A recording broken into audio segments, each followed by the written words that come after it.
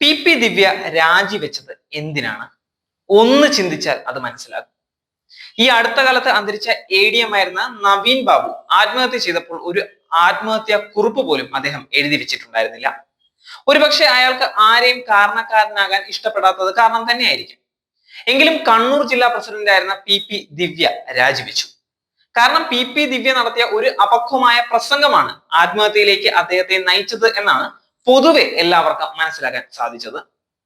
P ദിവ്യയോട് communist party രാജി ആവശ്യപ്പെടുകയായിരുന്നു. ദിവ്യ പാർട്ടിക്ക് വഴങ്ങി രാജിവെച്ചു. കണ്ണൂർ ജില്ലാ പഞ്ചായത്ത് പ്രസിഡന്റ് എന്ന പദവിയിൽ പേരെടുത്ത ഒരു വനിതാ നേതാവായിരുന്നു പി ദിവ്യ എന്നത് ഓർക്കേണ്ട കാര്യമാണ്. രാഷ്ട്രീയത്തിൽ നല്ല ഭാവിയുള്ള ഒരു വനിതാ നേതാവ് തന്നെയായിരുന്നു പി ദിവ്യ. മനുഷ്യപക്ഷത്ത് നിന്നുകൊണ്ടുള്ള ഒട്ടനവധി നടപടികൾ അവരുടെ പ്രസിഡന്റ് കാലാവധിയിൽ കൈക്കൊണ്ടിട്ടുണ്ടായിരുന്നു. അതിന്റെ പേരിൽ സുപ്രീം കോടതിയിൽ വരെ അവർക്കെതിരെ കേസ് നടക്കുകയാണ്. പി ദിവ്യയെ ആ ആത്മഹത്യയുടെ പേരിൽ വഴിയെ പോകുന്നവർ പോലും കല്ലെടുത്ത് എറിയുകയാണ് ഉണ്ടായിരുന്നത്. ഇന്നും അത് തുടർന്നുകൊണ്ടേയിരിക്കുകയാണ്. അവരുടെ മരണം വരെ അത് തുടരുക തന്നെ ചെയ്യും. എന്നാൽ അതല്ല ഇപ്പോഴത്തെ വിഷയം. വയനാട് സുൽത്താൻ ബത്തേരിയിൽ MLA IC ബാലകൃഷ്ണന്റെ അടക്കമുള്ള കോൺഗ്രസ് നേതാക്കൾ സഹകരണ സ്ഥാപനങ്ങളിൽ ജോലി വാഗ്ദാനം ചെയ്ത് കോടികൾ കോഴപ്പണമായി കൈപ്പറ്റി ഒടുവിലെല്ലാം ജില്ലാ ട്രഷററുടെ തലയിലിട്ട് അഴിമതി പണം പങ്കുവച്ചിരിക്കുകയാണ്. എല്ലാ പ്രതീക്ഷകളും മറ്റും മാനസിക വെല്ലുവിളി നേരിടുന്ന മകന് വിഷം നൽകിക്കൊണ്ട് മുൻ കോൺഗ്രസ് ജില്ലാ ട്രഷററായിരുന്ന NM വിജയൻ ആത്മഹത്യയും ചെയ്തു.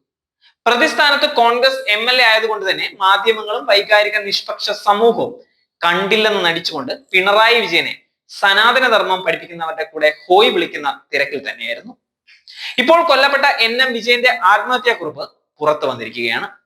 സുൽത്താൻ ബത്തേരി MLA IC ബാലകൃഷ്ണന്റെ പേരടക്കമുള്ള ആത്മഹത്യാക്കുറിപ്പാണത്. പണം വാങ്ങിയത് IC ബാലകൃഷ്ണന്റെ നിർദ്ദേശപ്രകാരമാണ് എന്ന് ആത്മഹത്യാക്കുറിപ്പിൽ വ്യക്തമായി കൃത്യമായി രേഖപ്പെടുത്തിയിട്ടുണ്ട്. കൂടാതെ KPCC പ്രസിഡന്റ് മുതൽ രാഹുൽ ഗാന്ധി, പ്രിയങ്ക ഗാന്ധി എന്നിവരെയും ബന്ധപ്പെട്ടിട്ടുണ്ടെങ്കിലും തന്നെ തിരിഞ്ഞു നോക്കിയില്ല എന്ന് കത്തിൽ പറയുന്നുമുണ്ട്.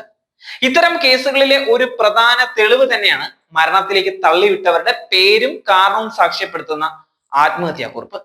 അതായത് IC ബാലകൃഷ്ണൻ MLA കോടികളുടെ കോഴപ്പണം കൈപ്പറ്റി അതിന്റെ ഭാരം തന്റെ സഹപ്രവർത്തകന്റെ തലയിൽ ചാർത്തി അയാളെ മരണത്തിലേക്ക് തള്ളിവിട്ട ആളാണ് എന്നതിൽ ഇനി ഇതിൽ കൂടുതൽ ഒരു തെളിവും ആവശ്യമില്ല എന്നത് വ്യക്തമായ കാര്യമാണ്. IC ബാലകൃഷ്ണൻ കൂസലുകളൊന്നും കൂടാതെ സമൂഹത്തിൽ സുഖമായി ചിരിച്ച് കളിച്ച് നടക്കുകയാണ്. ആർക്കും IC ബാലകൃഷ്ണന്റെ രാജി ഇപ്പോൾ ആവശ്യമില്ല.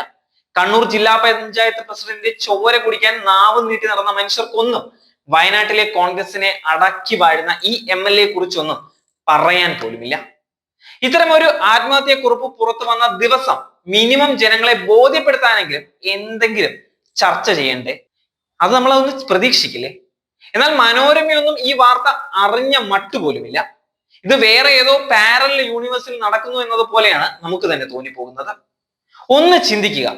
ഞാൻ നേരത്തെ പറഞ്ഞ പി ദിവ്യ എന്ന ആ പേര് പോലും ഇന്നത്തെ കൊച്ചു കുട്ടികൾക്ക് വരെ, അതായത് രാഷ്ട്രീയം എന്താണ് എന്ന് പോലും അറിയാത്ത ആളുകൾക്ക് വരെ നന്നായി അറിയായിരിക്കും. കാരണം അത്രയ്ക്കാണ് മാധ്യമങ്ങളും നേതാക്കളും അവരെ അതിലേക്ക് വലിച്ചിഴച്ചിട്ടുണ്ടായിരുന്നത്. ഇങ്ങനെയാണ് ഈ പോക്കെന്നുണ്ടെങ്കിൽ പിണറായി കാരണമാണ് NM വിജയൻ ആത്മഹത്യ ചെയ്തത് എന്നത് വരെ പറയാൻ സാധ്യതയുണ്ട്.